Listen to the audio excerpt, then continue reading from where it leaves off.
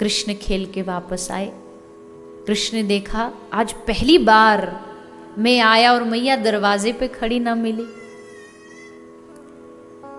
पूरे दिन मैया रास्ता देखती थी कि संध्या हो गई, धूल उड़ने लगी, कान्हा आ रहा होगा, कान्हा आ रहा होगा। आज मैया नहीं थी दरवाजे पर। भागते भागते कनी, अरे बाबा मैया कहाँ चली गई आज? बाबा ने कहा, लाला तेरी मैया कक्ष में बैठी है, सैया पर सोई है। ये कोई सोने का समय मैया का? क्या हो गया? स्वास्थ्य तो ठीक है। बोले लाला तू जा करके पूछ ले। भागे भागे कृष्ण गए। माता यशोदा सैया पर पड़ी पड़ी रो रही थी। कृष्ण ने जाके मैया को, अरे मैया तू काय को रो रही है? तेरा इतना सुंदर लाला है, इतना प्रेम करने वाला पुत्र है, फिर काय को रोती है? मैया यशोदा ने कहा कि तू जानता है ना अक्रूर क्यों आया है, और तू इसलिए मुझे अपनी चिकनी चुपड़ी बातों में फंसाने की कोशिश कर रहा है। पर हे कृष्ण कन्हैया, तू नहीं जानता लाला, यशोदा मैया तेरे बगैर एक पल भी नहीं रह सकती। अक्रूर कहता है कि तुझको मथुरा लेकर के जाएगा। कृष्ण, ये ब्रज एक पल भी तेरे बगैर जी नहीं सकता, ये ब्रज कैसे जिएगा? ठाकुर जी ने कहा, मैया तू तो ऐसी बात कर रही है जैसे मैं कभी आऊंगा ही नहीं क्या? अरे आज जा रहा हूं, परसों वापस आ जाऊंगा। कल का उत्सव मेला देख करके मथुरा भी देखाऊंगा। मथुरा में सुना बड़े अच्छे अच्छे लोग रहते, बड़े पैसा वाले लोग रहते। अब मैया तू ही तो कहती है कन्हैया तो को बड़ो है कि या ब्रज को राजा बननो है, ब्रज को संभालनो है। अब मैया या ब्रज में ही रहो तो मैं ना तो पढ़नो सीखो, ना मैं कहीं ते मिलनो सीखो, या ब्रज में रह के तो मैया मैंने चोरी करवी सीखी है। अब ने क्या ब्रज ते बाहर जाऊंगो, बाहर के लोगन को देखूंगो तो कुछ गुण आएंगे। ओ मैया तू काहे को रो रही है? कौन सी बड़ी बात है? मैया परसों वापस आ जाऊंगी। यशोदा मैया जानती है, माँ का हृदय ना तो पता है कि ये कह रहा है परसों वापस आ जाऊंगा, पर माता का मन कहता है कि यशोदा आखिरी बार अपने लाला को जितना निहार सकती है निहार ले, उसके बाद ये दिन वापस आए ना आए पता नहीं। माखन निकाल के लाई यशोदा मैया अपने हाथों से और लाला को खिलाया। ये आखिरी बार था जब कृष्ण ने माखन खाया, क्योंकि ब्रज से बाहर ठाकुर जी कभी माखन नहीं पाते, ब्रज में माखन पाते हैं। यशोदा माखन पवाती जाती है और रोती जाती। कृष्ण आंसू पोंछते जाते, समझाते। पूरी रात यशोदा मैया सोई नहीं, पूरा ब्रज रात्रि को सोया नहीं। सारा ब्रज, ब्रज के लोग, यहाँ तक कि गैया, पशु पक्षी सब नंद महल के दरवाजे के बाहर खड़े हो गए। हम कृष्ण को नहीं जाने देंगे, हम नहीं जाने देंगे। आज श्री कृष्ण निकुंज में गए। वृंदा ठाकुर जी की एक सखी है ब्रज की, वृंदा देवी। उनका काम होता है राधा कृष्ण को मिलवाना। वो सेज सजाती हैं, सैया सजाती हैं। कृष्ण भागे भागे गए वृंदा को जाके बोले जल्दी करना, आज तूने कोई तैयारी नहीं करी। पूरा वृंदा विपिन एकदम उजड़ा उजड़ा, ना कोई पुष्प बिछाए हैं ना सैया सजाई है, क्या कर रही है तू? श्री राधा रानी बरसाने से निकल चुकी है, पहुंचने वाली होंगी।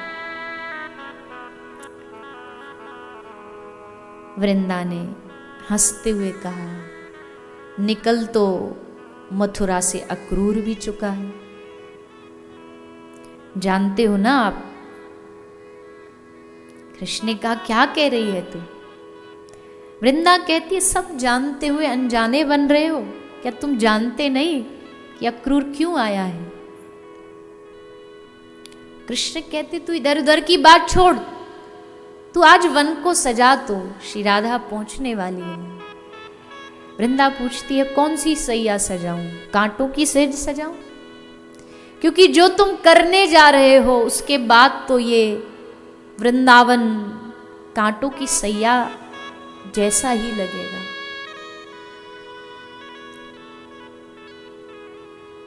कृष्ण ने कहा, वृंदा तू तो समझ सकती है, मुझे दैत्यों का संहार करना है, मुझे अपने अवतार का कारण पूरा करना है।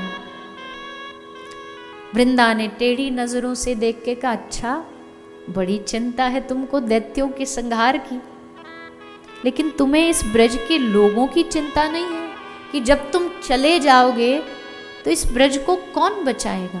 तुम जानते हो ना कि तुम्हारे जाने के बाद इस वृंदावन में आंसुओं की बाढ़ आ जाएगी।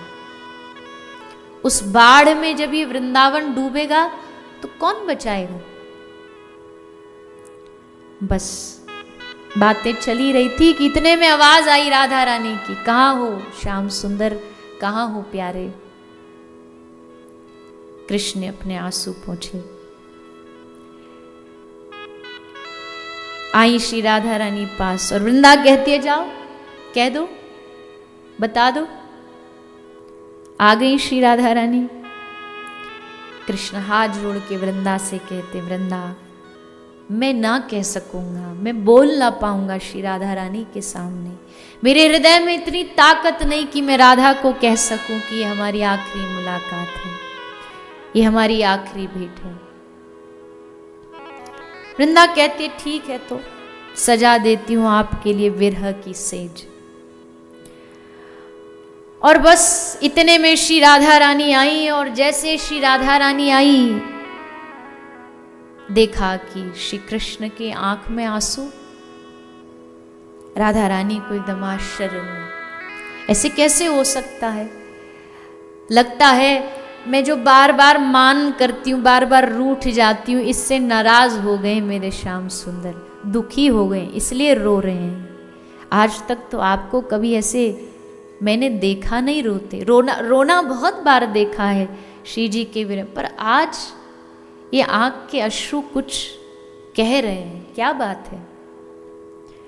कृष्ण श्री राधा रानी के चरणों में बैठे और अपने सर का मुकुट उतारा।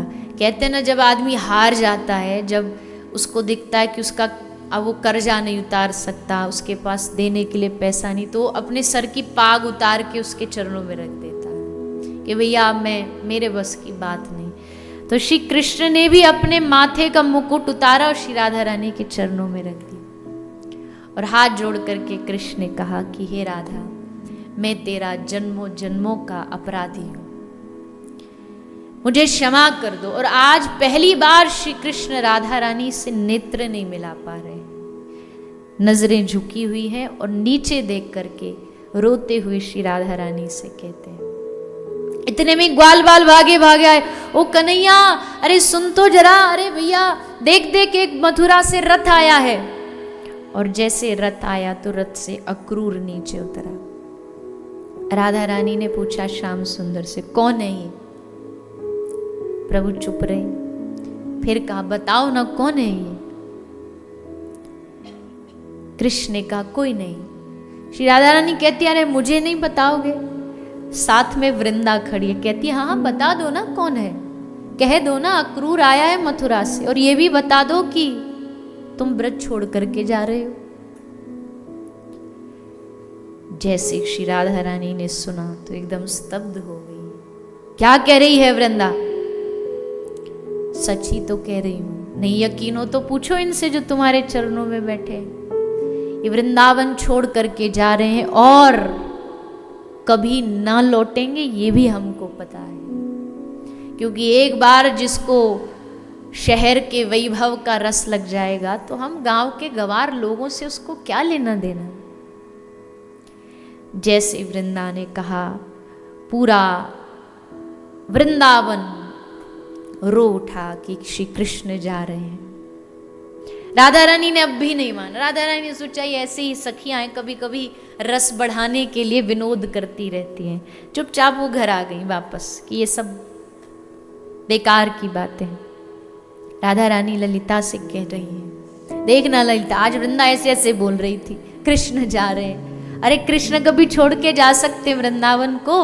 वृंदावन तो उसका प्राण है, वृंदावन तो उनका मन है।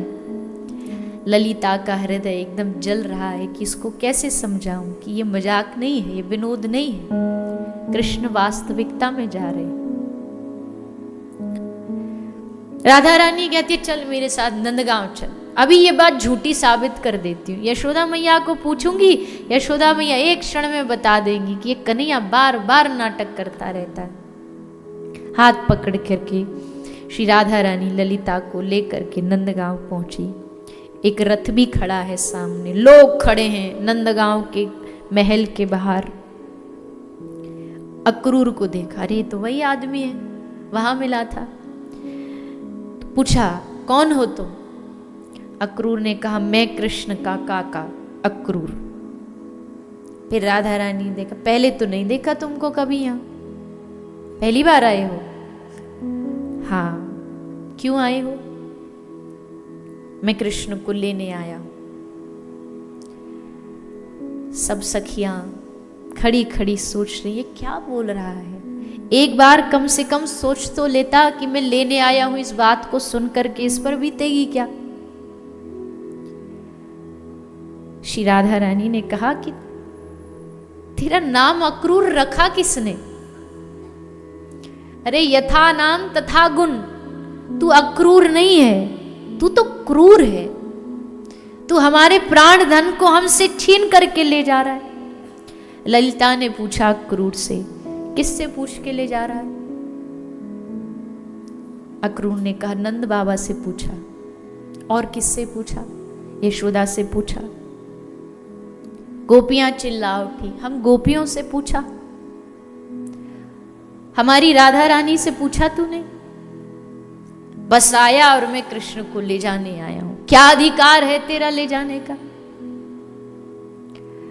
अक्रूर कहता है गोपियों, मेरे पास तुम्हारे प्रश्नों का कोई उत्तर नहीं, समझ लो विधि का विधान है।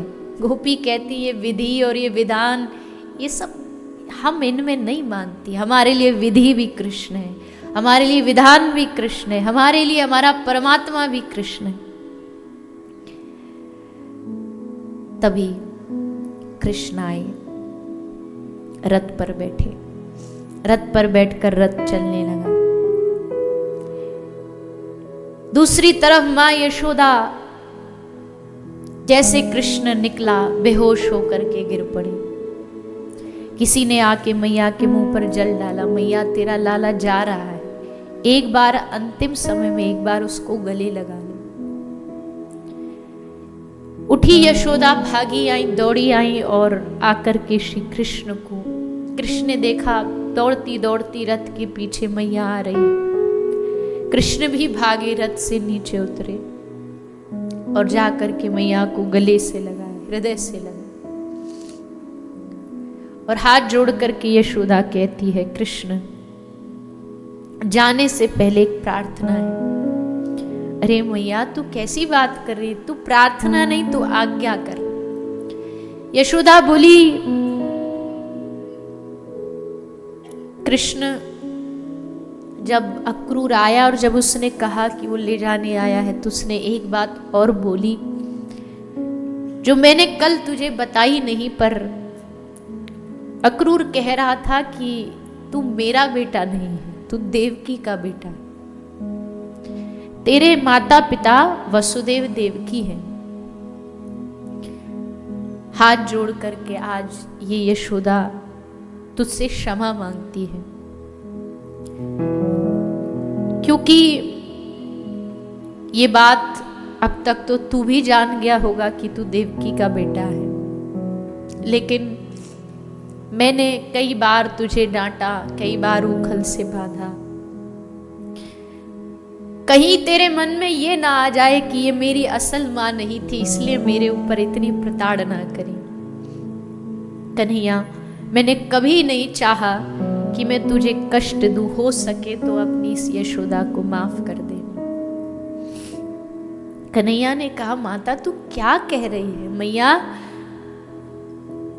तू मेरा प्राण है, मैं तू बात करती है क्षमा कर दे, मेरी क्या औकात कि मैं यशोदा को क्षमा करूं। तू मेरी माँ थी, तू मेरी माँ है और तू ही मेरी माँ रहेगी। लोग कुछ भी कहे, दुनिया कुछ भी कहे, पर मैं यशोदा नंदन हूं, मैं यशोदा का ही लाला। कहकर रथ आगे बढ़ा और बीच रास्ते में गोपियां रथ रोक करके खड़ी हो गई।